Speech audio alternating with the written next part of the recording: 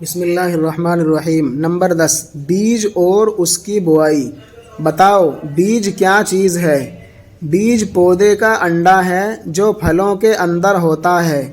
پختہ بیج بونے سے پھر وہی پودا ہو جاتا ہے جس کا بیج ہے۔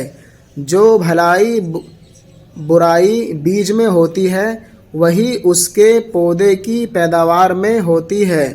یہ بتاؤ آنکھ یا اکھوا کس کو کہتے ہیں؟ اکھوا بیج کا وہ حصہ ہے جو بڑھ کر پودا بنتا ہے۔ اکھوے میں آئندہ پودے کی جڑ، تنا اور پتیاں موجود ہوتی ہیں۔ بیج میں جب تک اکھوا زندہ ہے وہ بونے سے جمے گا، مگر اکھوا مر جائے تو بیج بونے کے لائق نہیں رہتا۔ بہت دنوں تک ہوا اور سیل میں رہے یا کیڑا لگ جائے تو بیج کا اکھوا خراب ہو جاتا ہے۔ کٹا، گھنا، پرانا اور کچا بیج جمتا نہیں بلکہ سڑ جاتا ہے۔ بیج ہمیشہ اچھے سے اچھا چن چھانٹ کر بونا چاہیے تاکہ سب بیج جمیں، پودے قوی تندرست اگیں، پیداوار عمدہ ہو۔ اب یہ بتا دیجئے کہ اچھا بیج ہم کو کیوں کر مل سکتا ہے؟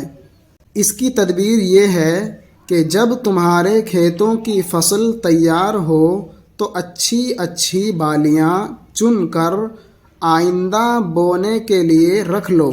بونے کے وقت اس میں سے عمدہ بیج، سیل نمی، گیلا پن، گھنا جسے گھن یعنی ایک کیڑا جو غلے کو کھا جاتا ہے لگ گیا ہو، چھانٹ کر بو دو۔ جب پھر فصل تیار ہو تو جو بالیاں سب سے پہلے پکی ہوں، سب سے زیادہ بڑی اور بھری ہوں، بونے کے لیے چن لو۔ اس طور پر ہر سال تم کو عمدہ بیج مل جائے گا اور پیداوار میں ترقی ہوتی جائے گی۔ یہ بھی یاد رکھو کہ اچھی زوردار زمینوں میں کم اور کمزور زمینوں میں زیادہ بیج پڑتا ہے۔ اگر بیج چنا چھٹا ہوا ہو تو اور بھی کم مقدار میں کافی ہوگا اور پیداوار زیادہ اور اچھی ہوگی۔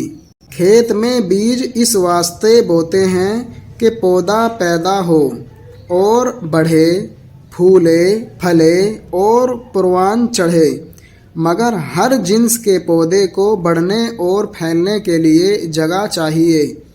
بوتے وقت جگہ کا لحاظ کر لینا بھی مقدم ہے۔ بیج ایک دوسرے سے اتنے فاصلے پر بونا لازم ہے کہ ہر پودے کو بڑھنے اور پھیلنے کے لیے کافی جگہ مل سکے۔